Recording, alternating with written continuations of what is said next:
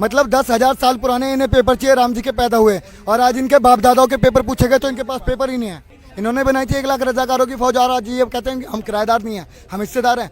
माफ़ करना, आप किराएदार भी नहीं हो, आपको निकाला जाएगा इस देश से। इतना बेवकूफ़ नहीं है इस देश का हिंदू, सब जानते हैं। ईस्ट पाकिस्तान, वेस्ट पाकिस्तान के बाद साउथ पाकिस्तान इंडिया के अंदर बनना था, वो जो बीच में से हाईवे जानी थी। और किसने सुना? मरते टाइम गांधी जी हेराम बोल के गए थे। बच्चों की बसों को रोका जा रहा है, ये अभी यहीं तक ही सीमित है। 1 हफ्ता और रुक जाओ, घरों में घुस के औरतों की इज्जत ना लूटी जाए ना, तो नाम बदल देना मेरा। मेरे फैक्ट्री में आज 120 लोग काम कर रहे हैं, उसमें 80 मुसलमान हैं। अगर उसमें से कल किसी का डॉक्यूमेंट नहीं होगा तो मैं डॉक्यूमेंट दूंगा ना, as owner of the company मैं उसकी हेल्प करूंगा। यहाँ पे जितने लोग खड़े हैं हम लोग, हमने अपने बच्चों को, अपनी बेटी को कितनी बार बोला है कि बेटा भागवत गीता तुझे पढ़ना जरूरी है, लेकिन कुरान शरीफ उनके लिए जायज है, उनको पढ़ना पड़ेगा। जो दंगे में लिप्त पाया जाए, जिसकी कुड़की होगी उसका नाम तो सीधा ही एनआरसी से आप काट दो। रवीश इतना बड़ा रिपोर्टर है, उसको मैक्स से अवार्ड मिला है, क्या वो समझा नहीं सकता है वो अपने बायस रिपोर्टिंग क्यों किया जा रहा है कि जी बाढ़ आ जाती है हमारे यहाँ तो हर साल, हमारे यहाँ खेत बह जाता है, डॉक्यूमेंट्स हम कहाँ से लाएंगे? मैं और मेरे अपने बंदों के साथ आके आपके खेतों पे हम कब्जा करेंगे, आपके घरों में मैं घुसूंगा, वो मेरे होंगे, और आप केस नहीं लड़ोगे मेरे अगेंस्ट क्योंकि आपके पास कोई सबूत है नहीं। रही कागजात की बात, तो अभी राम मंदिर का केस चल रहा था, उसमें इन्होंने बोल दिया था कि राम जी यहाँ पैदा हुए थे, वहाँ पे गर्भगृह में पैदा हुए थे, उसके पेपर लाओ। मतलब 10,000 साल पुराने इन्हें पेपर चाहिए राम जी के पैदा हुए, और आज इनके बाप दादाओं के पेपर पूछे गए तो इनके पास पेपर ही नहीं है, इनके पास बहाने हो रहे हैं। देखिए, हिंदुस्तान के मुसलमान को सब पता है कि ये उनके विरोध में नहीं है।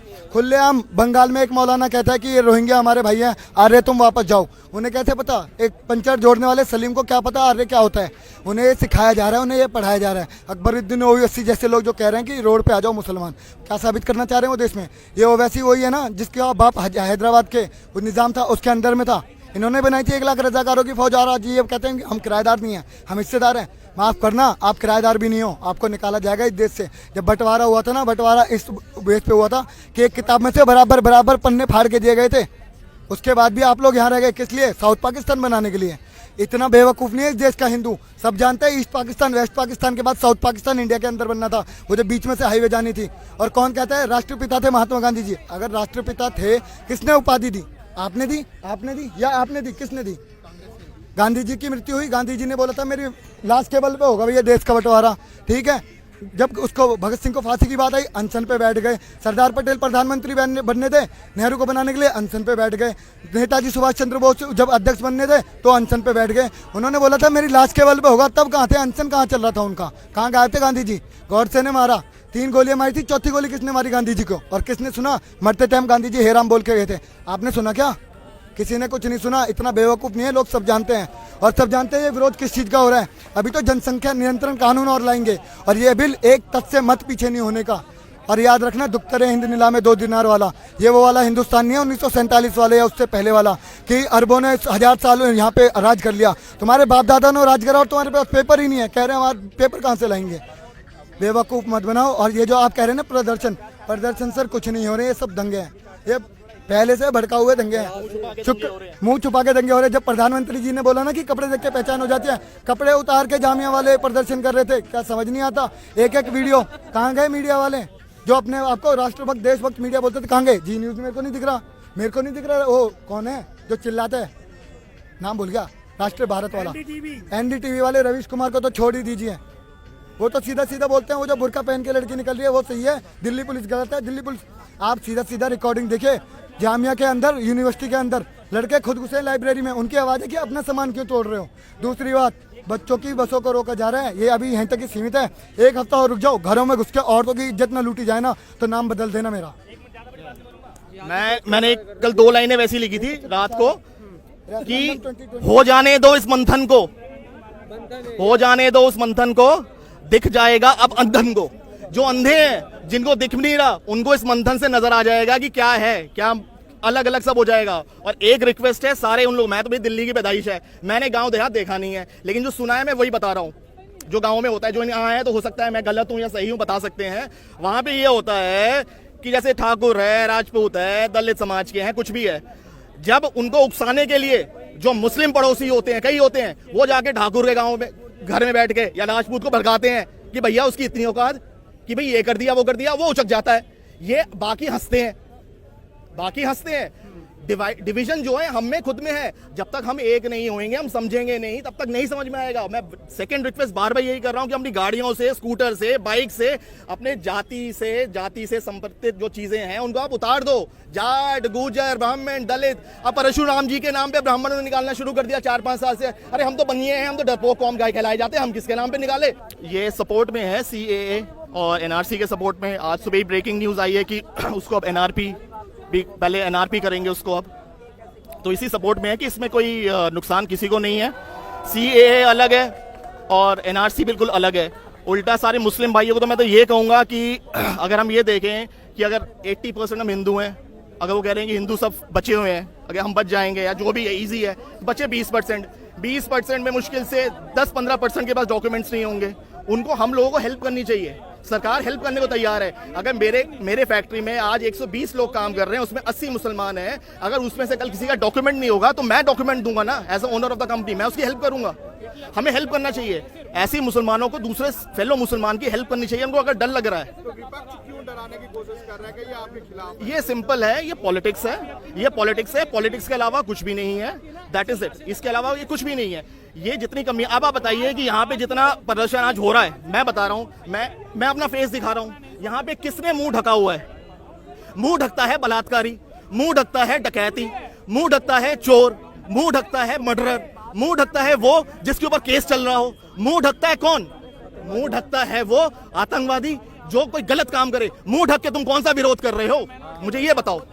जैसा कि जामिया के अंदर पहले छात्रों ने मिलकर के लड़के दोनों ने आंदोलन किया था, वो आज के टाइम में आज जो देखा जा रहा है तो वहाँ पर केवल महिलाएं निकल के आई हैं क्योंकि वो पुलिस का मतलब सामना कर सके। उन्हें पता है कि ये हिंदुस्तान है, ये इंडिया है, भारत है, ये तालिबान नहीं है कि यहाँ पे रख के औरतों के ऊपर भी गोली मार दी जाए। उन्हें पता है कि औरत और बच्चे अगर आएंगे, आज भी हिंदुओं में, मुस्लिम में, सब में हम औरत बच्चों पे हाथ नहीं उठाएंगे। पुलिस वाला तो बहुत दूर की बात है।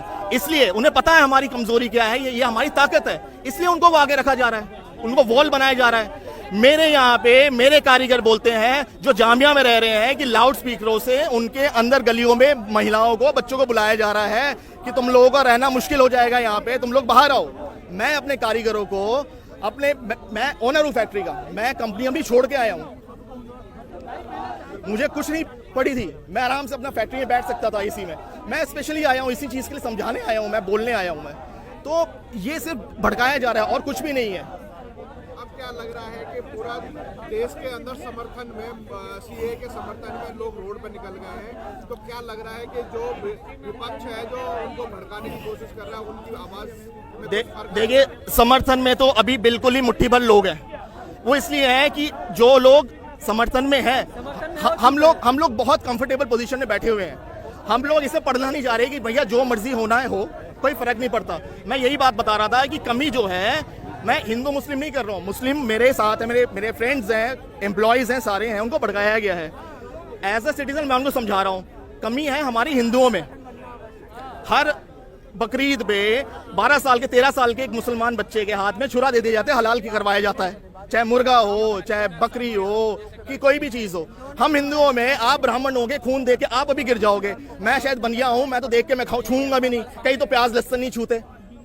तो 100 हिंदुओं में 80 हिंदू तो आपको ऐसे ही मिलेंगे जो कि देख के डर जाएंगे। हम किसकी बात कर रहे हैं? कमजोरी हम में खुद में है। उसके बाद गाड़ियों में लिखा हुआ है गुजर, गाड़ियों में लिखा हुआ है पंडित, गाड़ियों में लिखा हुआ है ब्राह्मण, गाड़ियों में लिखा हुआ है जाट, भिदुड़ी, बढ़ाना। किस लिए? इसमें हिंदू लिख दो, उसे भारतीय लिख दो, क्या कोई कमी आ जाएगी क्या?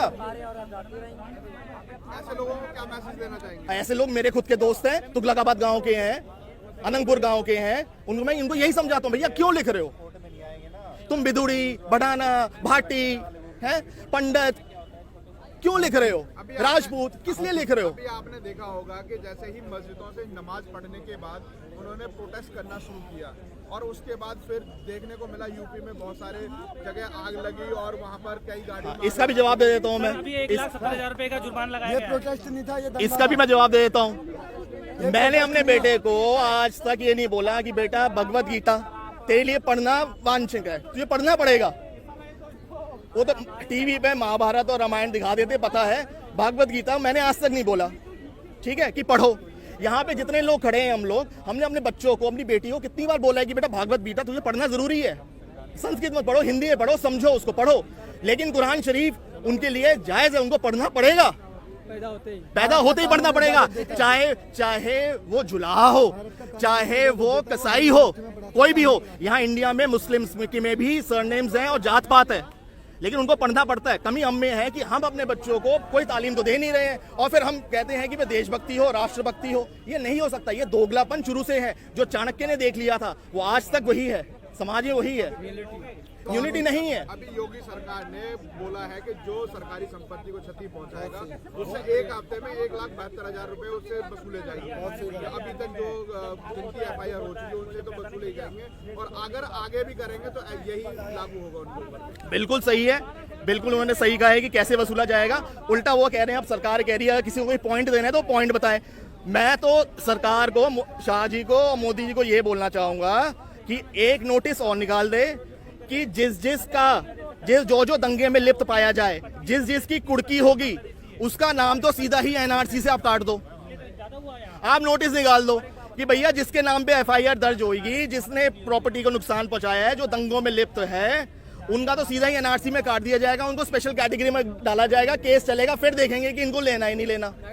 सिंपल, एक तो आप ये रूल निकाल दीजिए।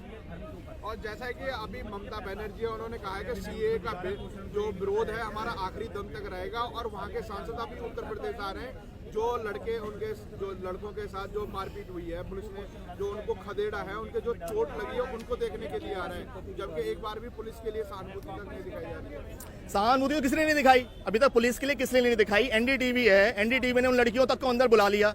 रवीश इतना बड़ा रिपोर्टर है, उसको मैक्से से अवार्ड मिला है, क्या वो समझा नहीं सकता है वो अपने बायस रिपोर्टिंग क्यों किया जा रहा है? हम बोलते हैं कि वो अनबायस्ड है तो वो बायस रिपोर्टिंग करे ना। क्या वो रवीश कुमार इतना इलिटरेट बंदा है कि उसे पता नहीं है CAA क्या है, NRC क्या है? आपको अगर पता है, आप उसका दूध का दूध पानी का पानी कर रहे हैं, ठीक है।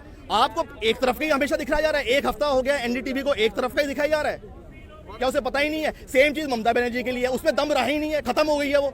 बंगाल आज से 100 साल पहले वो होता था जो बंगाल सोचता था, कहते थे कि इंडिया वो 50 साल बाद सोचेगा। बंगाल इतना आगे था, रविंद्रनाथ टैगोर है, ईश्वर चंद्र विद्यासागर है, राजा राम मोहन रॉय है। आज बंगाल में क्या रह गया है? आज रह गया है? ममता बनर्जी ने बंगाल को बना क्या दिया है? ममता दीदी हैं, अब तो जय श्री राम लेफ्टिस्ट बना दिया। ममता बनर्जी हैं, जबकि इतने इतने वहाँ से पढ़े लिखे लोग निकल के आए, और वहाँ पे आप जय श्री राम के नारे का भी इतना बड़ा कड़ा विरोध देखने को। देखिए, हर चीज पॉलिटिक्स का है। अगर उनको वहां से फेवर मिलेगा तो वो करेगी। हमें पता ही है पॉलिटिकल पार्टीज है, ये कोई NGOs तो है नहीं, तो ये करेंगे ही करेंगे। और मैं एक चीज और कहना चाहता हूँ, जो मेरे 3-4 मीडिया में सुना है मैंने, और मेरे कारीगरों ने बोला है कि जी बाढ़ आ जाती है हमारे यहाँ तो हर साल, हमारे यहाँ खेत बह जाता है, डॉक्यूमेंट्स हम कहाँ से लाएंगे? यही बोला है। ये मीडिया में मैंने 4-5 बार क्वेश्चन सुना है, तो मैं ये आंसर इसमें देना चाह रहा हूँ कि जिनके यहाँ पे भैया बाढ़ आए, जिनके यहाँ पे मकान बह गए और जिनके भी डॉक्यूमेंट्स नहीं है, आप हमें एड्रेस बताइएगा। मैं और मेरे अपने बंदों के साथ आके आपके खेतों पे हम कब्जा करेंगे, आपके घरों में मैं घुसूंगा, वो मेरे होंगे, और आप केस नहीं लड़ोगे मेरे अगेंस्ट, क्योंकि आपके पास कोई सबूत है नहीं। ठीक है ना जी? हम जितने यहाँ खड़े हैं, हम दिल्ली वाले आएंगे, आपके जितनी खेत हैं, जितने आपके मकान है आपके गांव में, जिनके आपके पास कागजात नहीं, आप कह रहे हो बह गए भैया, हमारे पास कोई कागजात तो बचे ना है, ठीक है, हम आएंगे, हम उन पे कब्जा करेंगे, खेती करेंगे, फार्म हाउस खोलेंगे, आप हम पे कोई केस नहीं डालोगे।